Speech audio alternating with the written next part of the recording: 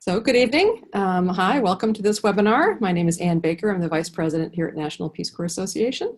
And we're very pleased to be here this evening to look at how we can celebrate International Women's Day. And this webinar is part of a series that we offer to help strengthen our community. It's one of our three main goals. We're here to champion lifelong engagement in Peace Corps ideals, and we do that in three ways. Help Peace Corps be its best, empower our community of members and affiliate groups to thrive, and continue that development impact and really enhance development impact. We have a network of 176 and expanding affiliate groups, and one of those newest groups there is the Women of Peace Corps Legacy, who's hosting this webinar this evening.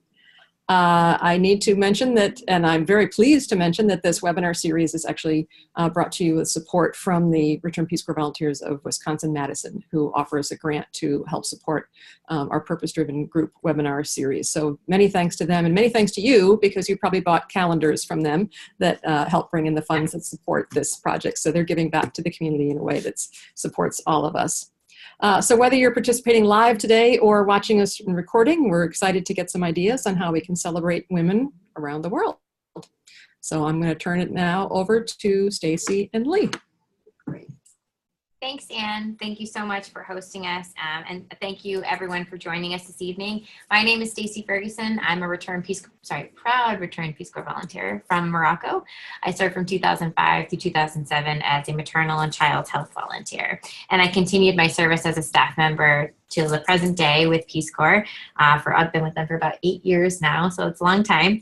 And I'd like to introduce my colleague joining me, Miss Lacy. Lee, would you mind sharing with the audience your association and connections with Peace Corps? Sure. I was a Peace Corps volunteer from 1971 to 73 in Samoa. Went back when it really was Margaret Mead's country. And I've had an association with Peace Corps since then, off and on in a number of staff roles. My last overseas assignment was as Peace Corps Director in Armenia, and I currently do some internal consulting for Peace Corps, right now focused on post-service healthcare issues that return volunteers face. Wonderful. Thanks for joining us, Lee. And she's also an integral part of the Women in Peace Corps Legacy project and our team. So we're going to get to that in a minute. I also wanted to introduce my colleague, Randy Adams, who's joining us from beautiful, sunny Florida. We're very jealous of you, Randy. Randy, I was wondering if you could speak a little bit about your Peace Corps connections with the audience, please. I was a Peace Corps volunteer in the Dominican Republic from 1966 to 1969. And I worked for Peace Corps in various positions for 20 years, but spread over 6 different decades. So I got to really see Peace Corps' history and see it evolve from the 60s up to when I retired as Chief of Evaluation at the agency in 2011. Fantastic. And Randy, you serve a role with NPCA now, is that correct? You support? I'm currently on the board of NPCA, member elected from the Mid-Atlantic region, which includes Maryland, DC, and Virginia. And that also encompasses all the thematic or mission-driven groups. Or, and I think you're calling it purpose-driven groups.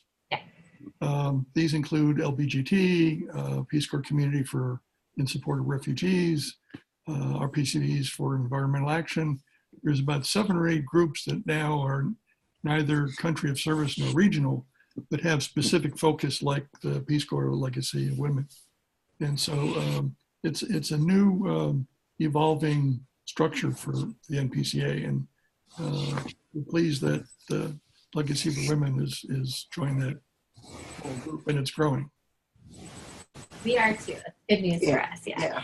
So the purpose, as Anne mentioned, for tonight's conversation is to really talk a little bit about International Women's Day, which is quickly approaching, and to kind of pivot back a little bit, I wanted to just mention this year's theme. We wanted to share that is Time is Now, Rural and Urban Activists Transforming Women's Lives. So every year I try to kind of zone in on the theme and make sure my actions are sort of complementing the theme as much as possible. But I also wanted to take a moment for those viewers who are joining us to do a little bit of a background and history on International Women's Day. As you know, it's celebrated in many countries around the world, not just here in the U.S. And certainly the first National Women's Day in the U.S., I think, was actually observed February 28, 1909. So it's been a little while that we've been celebrating International Women's Day. And the Charter for the United Nations actually was signed in 1945. And I think that was the first international agreement that said on paper that women were equal to men. So a pretty important moment in history for all of us. And obviously the United Nations recognizes International Women's Day on March 8th, typically each year. And since these early days, we've seen a lot of kind of growth and almost like a movement around this day. I can remember marching in parades when I was little on International Women's Day, but there's a variety of different activities that women and men support each year, which is a great thing. We certainly want to kind of have a deeper discussion about International Women's Day. And before we kind of go there, I wanted to pivot to you, Lee, a little bit to set the stage for those of the audience members who are joining us who are less familiar with the Women in Peace Corps Legacy Project. Would you mind talking a little bit about sort of the origination of this idea and concept and where it started? That would be really helpful. Sure. Well, it started, as a lot of things do, from a conversation. Jody Olson and Bessie Shays and I were on the Eastern Shore of Maryland and reflecting on our Peace Corps service and the impact it had had on us, you know, and the kinds of decisions we made about our lives because we had that Peace Corps experience. So from that, we have become a 501c3. We're not a member organization as such. We kind of think of ourselves as a movement. We want to increase our network of women who have been touched by Peace Corps. And the way to do that is just go on our Facebook page or here on our website here at NPCA. So that's kind of how it came to be. Absolutely.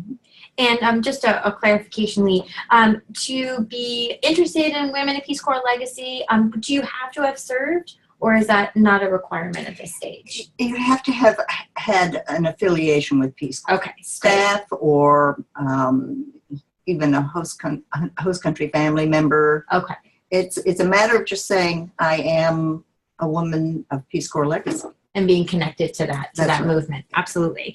And sort of pivoting off of that that comment, Lee, I wanted to ask another question as it relates to the last 50 plus years of Peace Corps legacy, sort of more broadly. When you think back, what did you feel were some of the greatest sort of challenges for international service for women, you know, in the early days? Can you talk a little bit about that? Sure, because one of our goals is to continue the legacy of women in Peace Corps. And in that conversation, that original conversation, we were talking about what the world was like in 1961 when Peace Corps was established. And the reality at that time was if you were a woman and you wanted to do international anything, you had to marry a foreign service officer, or maybe you would have a year abroad, which usually meant Europe. But there weren't many opportunities for women. And Peace Corps served as an entree into the world of international development and diplomacy in a very significant way. Absolutely. And especially when we think about sort of the grassroots approach of, you know, living within a community for an extended period of time, which were probably really new concepts at that time as well. Right. And women in, whether it was with the Department of State or USAID or any international organization, they were competing with men who could easily get that experience, but it wasn't very easy for women. Absolutely. And Randy, I wanted to pivot to you also because you've been with Peace Corps for such a long time and you've had such an extensive career. Do you have any observations about the earlier days or the days of your tenure as a staff member and the sort of evolution of women in Peace Corps? A good friend of mine who's now passed, B.J. Warren, was the first RPC woman who was appointed as a staff person overseas. And she used to joke that the only reason she got in was because no one knew BJ was a woman. which is horrible, but probably true. And this would have been 1965, 66. Mhm. She was the deputy director in the Dominican Republic where I happened to serve, and had just gone through the revolution. And she was a very strong leader in protecting both volunteers and the reputation of the agency. We were the only international group allowed to cross into rebel territory. We were truly seen as neutral by both sides. And a lot of that had to do with the leadership of BJ and the other staff people there. But she sort of opened the door that not only can it be done, but it can be done really quite well. Amazing.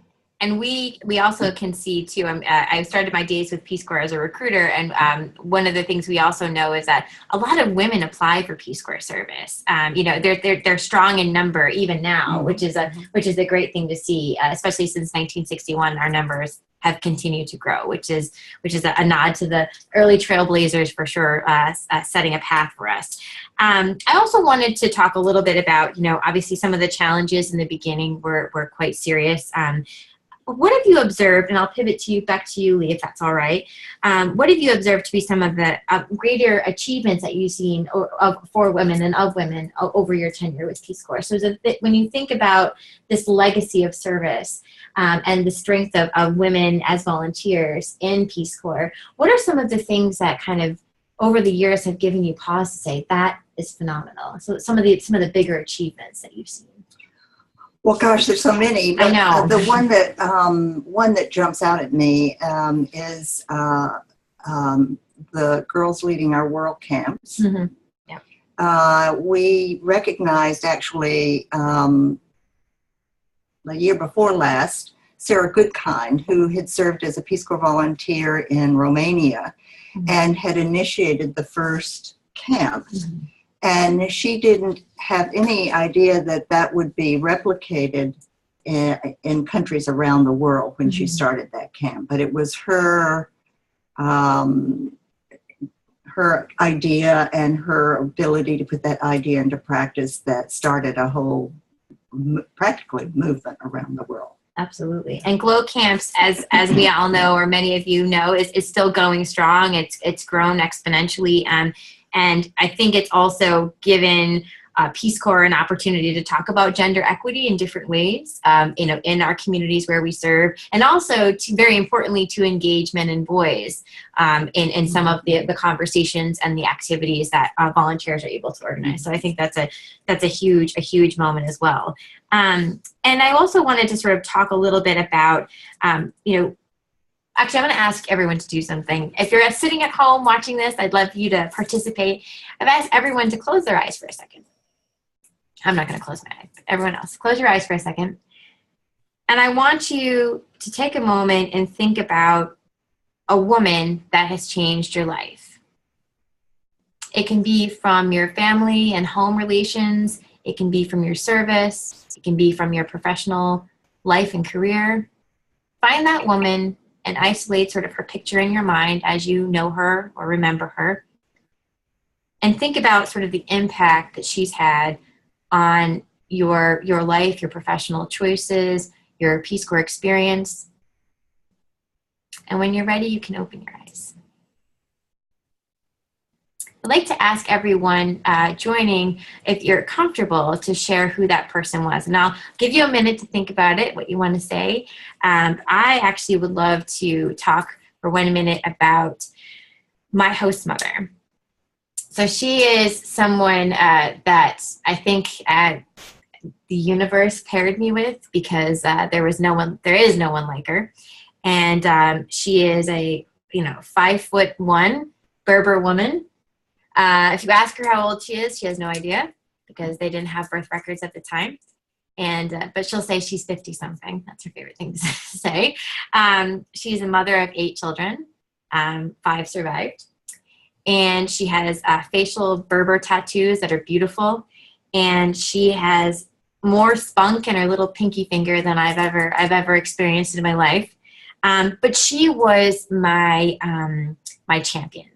And when I think about women that changed my life, she is someone that I kind of walk with every day, because she was the person that really helped me understand my place in my community and helped me bridge those gaps and create relationships that were long lasting.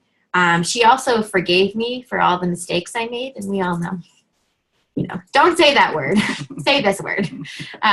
Don't shake with your left hand, always with your right, But I'll never forget, there was one moment, and I'd love to hear all of your experiences too, where my sister was having a wedding. And I was the person in language class that struggled. I was not good, Lee. I was not good.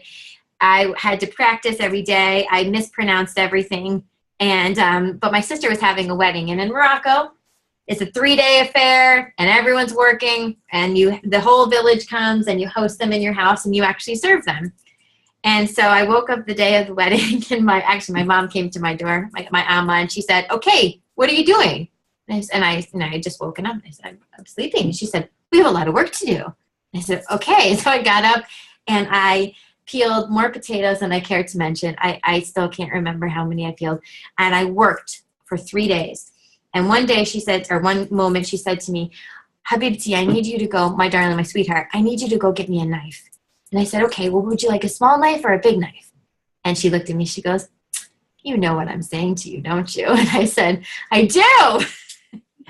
And it was so funny because I don't know why that moment stays with me, but she is the woman that I think was my greatest champion. And she challenges me still to this day.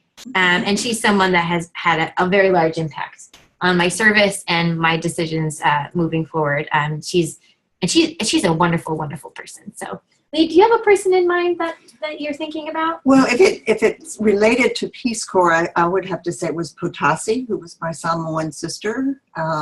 If she hadn't been who she was, I wouldn't have made it through my service. Mm-hmm. And so none of the other things would have followed. And fortunately, we were both first-year teachers. And so she understood, and we shared the pain of lesson planning for large groups of children. And she was actually the head of household because her parents were both in the capital. He was in the parliament. And so we together ran the house, which meant all of the responsibilities that go along with being a significant member of the community. But she was kind and generous, and I think the fact that she understood what it was like to be a first-year teacher made a big difference. Made a big difference for you. Yeah. Absolutely. Randy, can I ask you if you have a woman who changed your life sort of in your mind when you think about your service yourself, or any aspect? I think you're on mute, Randy. If you can hear me, if you can unmute yourself. Thank you. Just want to take one step back to also reinforce what was said about individual volunteers. Those that did special projects that became known, there are a whole series of unknown female volunteers that had incredible impact because they were sort of as a group. For example, in Latin America, there are a lot of very well-educated women, especially even in agriculture, who are given secretarial jobs in the ministries of agriculture because obviously they can't work in the field. Yeah. Well, because of Peace Corps' extensionists, many of whom were women out in the field, the host country women said, well, if the American women are out there and are doing this job so well, why can't we be out there? Right. And so there was a tremendous influence just through the modeling of having our unnamed female volunteers doing that type of work that had a tremendous impact on other women being able to get engaged in their own professional development. So those are the more subtle changes that happen that may not even be recognized by people that were only there for 2 years, so didn't really see the evolution of how their 2-year stint had such an impact on the rest of the women in the country they were working in. And one of the leaders within the Women of Peace Corps Legacy is Debbie Harding, right, who was hired by Peace Corps in those early years, who had to engage with various host countries, ministries to say, Peace Corps includes women. So if you want Peace Corps, you get men and you get women. So let's figure out how to do the programming around that. Yeah. And to your original question, yes, I had someone that was probably much more influential than I ever recognized at the time. My grandmother was actually sent to the United States as a mail order bride at the age of 15 to marry a Slovenian. I'm of Slovenian heritage. And she had an 8th grade education. Unfortunately, had an aunt that didn't believe women should be educated.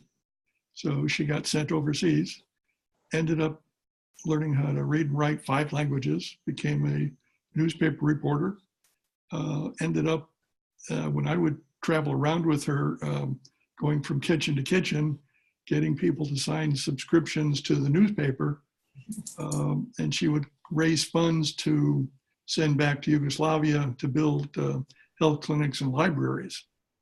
And I just sort of followed her and watched this woman in action. And I'm sure that had a lot of influence as to why I even decided to join Peace Corps myself. So yes, it's there are always people like that somewhere in your background. Well, that's incredible. She sounds like an amazing person. What a legacy of service, and that's amazing. That's wonderful. That's incredible. I wanted to ask, actually, also just kind of, I know I'm being mindful of time, and I know everyone has a lot to do. One of the things I'm mindful of now is, and we've talked a little bit about some of the challenges in the past, but I'm also mindful of, we sort of stand at an important moment, I think now, to look at the future and to kind of put our energy into continuing to support women in international service and in Peace Corps. And I'd like to open up the conversation to the group about sort of what would you like to see in the coming years in terms of, supporting women to continue to serve in Peace Corps and international volunteerism. Are there some things, some goals and hopes that you have for women in Peace Corps service in the future, kind of moving forward as we stand sort of in this important moment? What do you think, Lee? Well, I hope that more and more women will offer to serve Peace Corps and continue that service when they return home. I think so many do, and I want to see that happen. That's one of the goals of Women of Peace Corps Legacy, is to encourage service to improve the lives of women and girls around the world. And one of the things that we don't do is program. We don't develop programs because we feel as though there are a lot of really fine programs that are addressing women and girls around the world. And so one of the things we feel we need to do is to highlight some of those programs that returned Peace Corps volunteers can serve in or with or contribute to. This last year we partnered, as NPCA has, with Dining for Women, but there are also Artworks for Freedom, which is working with trafficked women, Unchained at Last, who's an organization that's looking at child marriage in the U.S., Girl Rising, which has partnered with Peace Corps. There are just so many ways, and there's so many really good programs that we decided early on that we weren't going to compete with anybody in that arena. So really just creating, if I'm understanding, creating an opportunity for return Peace Corps volunteer communities to really kind of tap into some of these organizations and continue their own service or support in some fashion, whatever they feel compelled to get involved in. You wanted to sort of be the kind of central location that brings all that together. Is that correct? Right. We just want to spotlight those organizations that we think are really effective. And doing the good work and continuing the good work. Absolutely. Randy, could I pivot back to you also and ask you share the same question? I think along with what Lee's saying, I just had seen your schedule as to what you were going to be asking us. So I've been grappling with trying to quickly remember some of these things. But some of the partners, for example, I keep getting requests from the Peace Corps speaker program to talk at various organizations. And one I keep getting is to talk with Girl Scout troops. And I'm saying, excuse me, I'm a 74-year-old male who had a totally different experience than female volunteers have had. We need to find someone a lot younger and a woman who can be the role model that these girls are looking for. So I think maybe your group, Lacy, Lee, could maybe have an MOU with the Girl Scouts, similar to some of these other organizations, to actually create a program where they get introduced to returning young women volunteers, to really give them a sense of what that international experience can be and what they were able to do during their service. So those types of linkages that you're talking about, you need the right models there too. Absolutely. Great idea. And Randy, I didn't mention before, I'm actually the gender education specialist for Worldwide Schools. So I was brought on to do exactly kind of what you're talking about in terms of promoting some of our Worldwide Schools programming to organizations like Girl Scouts, Girl Up, even Boys and Girls Clubs of America, really focusing my efforts on making those connections. So I think that that's a wonderful idea, even for Women in Peace Corps Legacy Project, to also pivot to. I wanted to also kind of comment in terms of what I'd like to see in the future. Having served just a couple of years ago, I would love to see, our access continue. When I say access, I'm talking about reaching communities here in the United States who know nothing about Peace Corps. And to your point, Randy, I think it marries well. Having, what do they say? If you can't see it, you can't be it. So making sure that young people have volunteers coming into their classrooms and community groups and talking about service from a very early age, particularly this concept of global competency and what it is to be a global citizen, and having them engage with that idea earlier on, so they understand, like, well, I'm 6 years old, but I know where Madagascar is. And, I understand that different languages are spoken in different places, and really laying the foundation for young people. And in particular, I came from a paper mill town in Massachusetts, and I'm the first person in my family to ever live overseas and ever do something like this. And I think for a lot of young people, I'd like to see us continue to make that effort to reach out and say, this is for you, and this is there for you. This is, as an American citizen, this is something that you can do. For so many young people, I don't think that message is getting through, especially celebrating diversity and inclusion in that process. Do you speak Spanish? That's wonderful. We celebrate that. We want to make sure that we're able to I'm really focusing a lot on access for the future. And I think seeing women also, to your point, Lee, in leadership roles in this agency has been really important for me. And I hope we are able to continue to do that in country director positions, directors of our agencies, directors of our offices, and kind of letting women know that there's a space for, senior level opportunities at Peace Corps for them. So we've got it all figured out. No, we don't. But in terms of sort of pivoting back to women in Peace Corps and celebrations of International Women's Day, I kind of wanted to shift our discussion a little bit about to talk a little bit about ways RPCVs can get involved in International Women's Day and what kind of engagement might be appropriate. So in terms of activities, I kind of broke it down into a couple of different categories. I'm going to share a couple of those, but I'd love for our colleagues and peers to jump in and let me know if you have any other thoughts and ideas.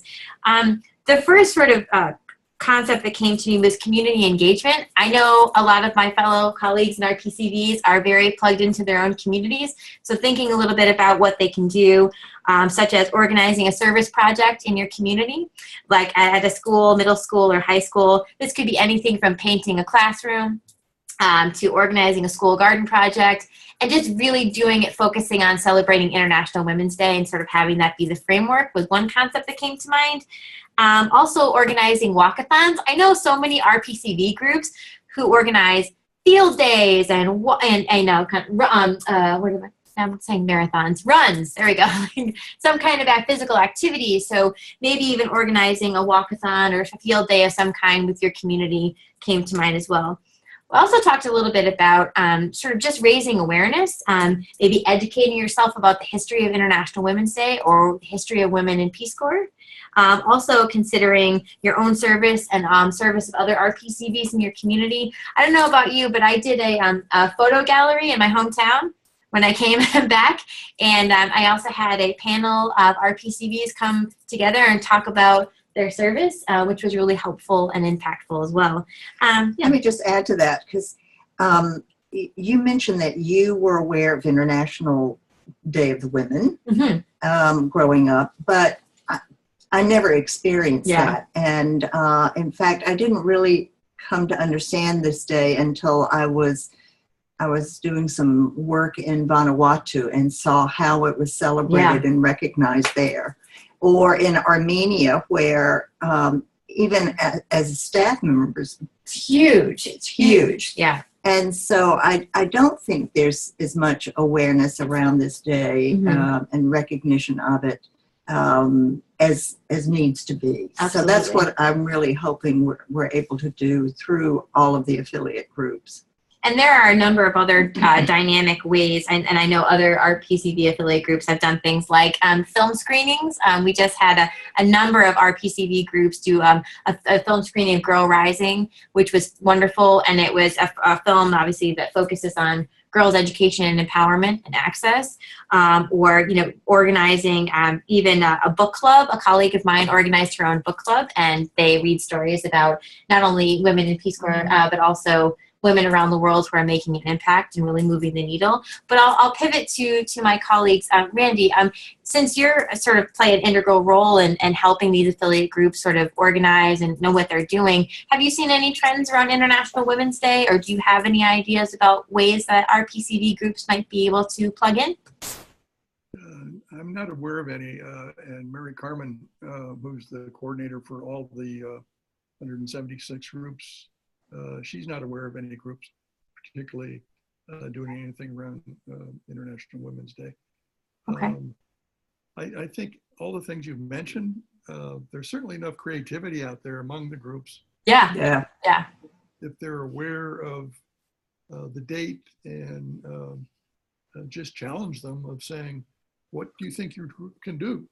We can do that. Yeah. And just go back and read the theme for this year. Sure. So the theme for this year is Time is Now, Rural and Urban Activists Transforming Women's Lives. So somebody, it might just look in the community and identify a woman who has made a significant contribution to the community, write a story about that. Or a blog post.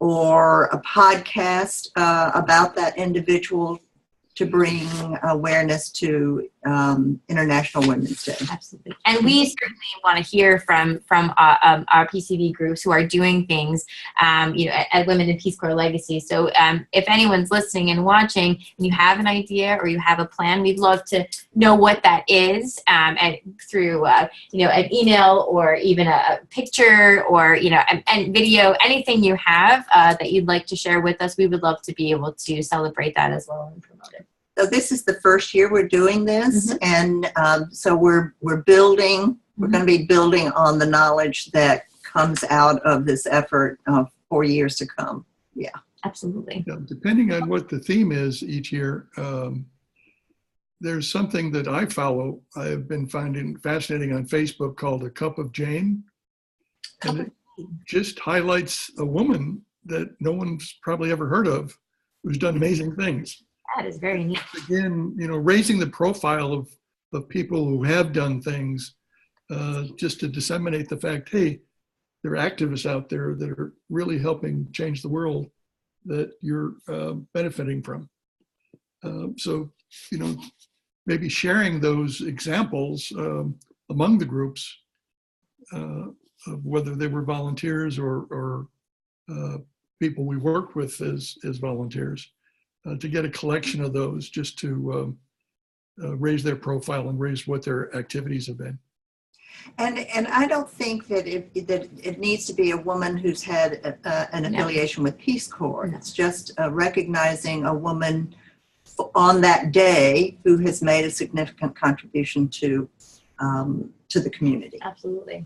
Even like a hashtag me for she, you know, some kind of way to say this woman made an impact and I'm honoring her today, you know, with a blog post or a social media post. That's a really interesting idea. And we're happy also to type up these ideas and share them, you know, to our PCV affiliate group, so that people can peruse and look through and see maybe what's a good complement to what they want to do at the community level. And I know I interrupted you and you have more ideas. So. Oh, well, no, just a few, but I do want to leave time for comments and questions. One of the other things we were talking a little bit about was, you know, some RPCVs are very involved in fundraising for Peace Corps Partnership and fundraising for other causes. And so I actually, when I came back from Peace Corps, I organized a car wash.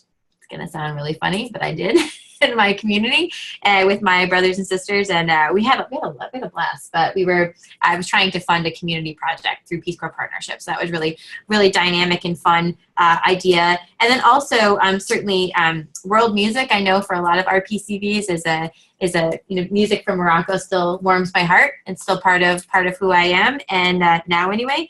And so I was thinking about organizing, you know, music or musicians or a concert or something like that may also be appealing to our PCVs, especially our PCVs who are musicians themselves, which we know that there's quite a few. And then also I wanted to pivot back to this idea of service. Simply organizing a service project I think is a really dynamic way to get people involved and to promote International Women's Day. So we'll put these all together and then put them on the Women in Peace Corps Legacy website, and then also share them with you, Anne, and with NPCA, so we can get those out to affiliate groups as well. And any feedback, anyone watching, and you have any ideas that you think might be you know, applicable for other groups, please let us know. We're happy to share that information out as well. And lastly, before we kind of wrap up and I open it up for questions, I wanted to sort of ask the team here, what will you be doing for International Women's Day? I'm going to ask you. All right. So actually, Lynn Needler is organizing a service project for those of us who are in the DC area and are affiliated with Women in Peace Corps Legacy can get engaged in. Okay. I don't know what it is yet. Randy, how about you? I'm participating in this webinar. Yes. Yeah, go ahead. No, certainly, I'm a member of both RPCVW as well as Friends of the Dominican Republic, as well as NOVA RPCVs. NOVA RPCVs are very involved with community service activities. And I know just raising their awareness, they're having a meeting actually on Sunday, their annual meeting, February 11th, alerting them to the International Women's Day. Just to get the knowledge out there that this thing exists, and why aren't we paying more attention to it here in the U.S.? Wonderful. I'm fortunate to live in Baltimore. Baltimore is a great city. Has my heart now. Wonderful. My husband and I are raising our 2 girls there. And I've been doing some volunteer work, working with young women in Baltimore, running a couple of sort of summits that focus on self-care and focus on college readiness. And I'm going to be focusing my work on International Women's Day, working with them. It's really exciting when you get to plug back in and give again, volunteer, and talking with them about Peace Corps service. It's wonderful to see that their eyes kind of light up a little bit and make that connection. And I'm also teaching them a little Berber. language. So they'll have that to fall back on, which is very important. And so without further ado, I kind of wanted to open up the space for questions, questions from anyone joining us remotely, questions from Laura, if you have any. Anyone have any questions or anything they want to, or comments, anything you want to share?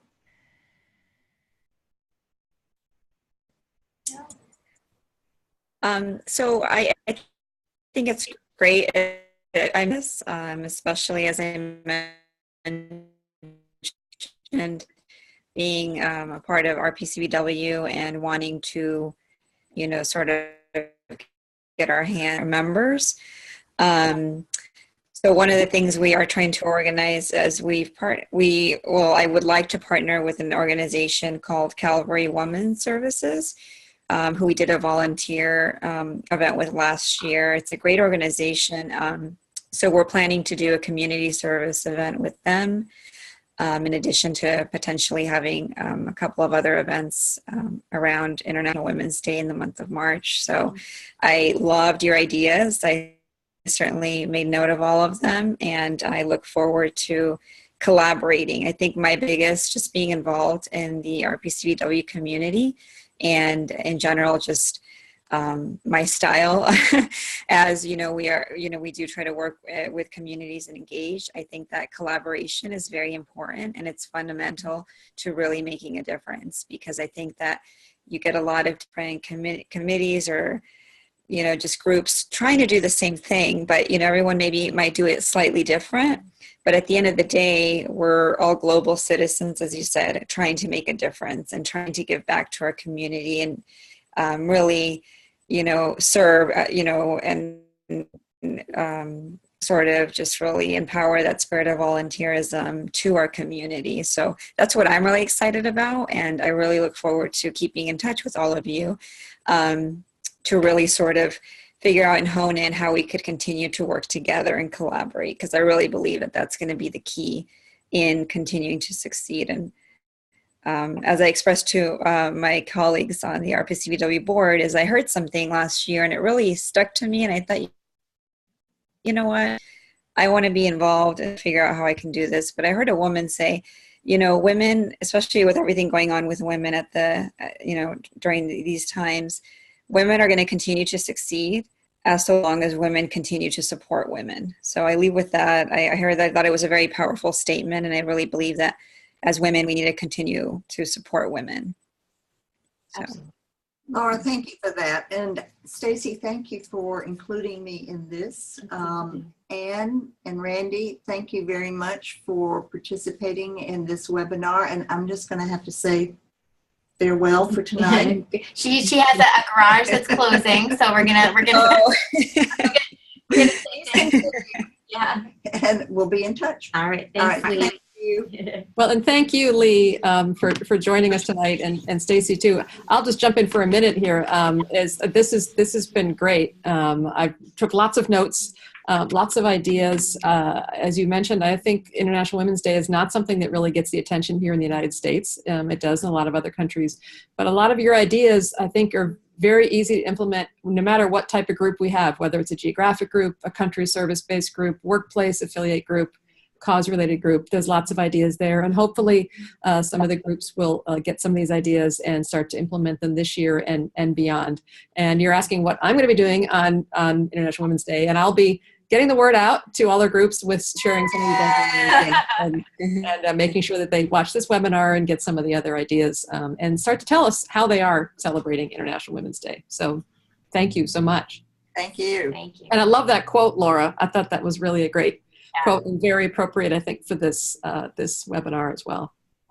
As we sort of close up, I want to thank everyone for your time and your attention, and for caring about this very special day and doing the hard work in your communities to raise awareness and engage others to action. I want to wrap this up with a very interesting experience that I had actually last year on International. It was actually International Day of the Girl. So we have that in October, and then we have the International Women's Day in March. And I think it's left such an impact on me when I think about kind of moving forward and what we all should be kind of plugging into. And we did an event for Peace Corps at George Washington University, and under the former administration, just to be clear, it was under the last one. And it was interesting because we had girls join us from all over DC, so DC, Maryland, Virginia, and come together for a day of programming that focuses on girls' education and empowerment around the world. And we had an amazing program. And at the start of the program, one of my colleagues was talking to the group, and there was about 100 plus girls there, which was great. And she said, "Where are the girls from DC?" And so some girls waved their hands and, "Hey, it's DC." And then Maryland and Virginia. And there was about 5 or 6 girls in the corner of the room. And she said, "Have I missed anyone?" And these girls raised their hands. And their chaperones kind of looked at us and she waved us on. She said, no, keep going, it's okay. So we did, and we saw the girls at the end of the program. And, we came up to them. We said, "How did you enjoy the day?" And they were very smiling and very happy. And the chaperone turned to us and said, no, you don't understand. When you asked them whether or not, where they were from, they didn't realize that they're actually from DC because they'd never been to Northwest before. They've never made it over the river. They don't know that they're part of Washington, D.C. They don't know that that's what you were talking about. And I kind of had a moment where I thought to myself, wait a minute.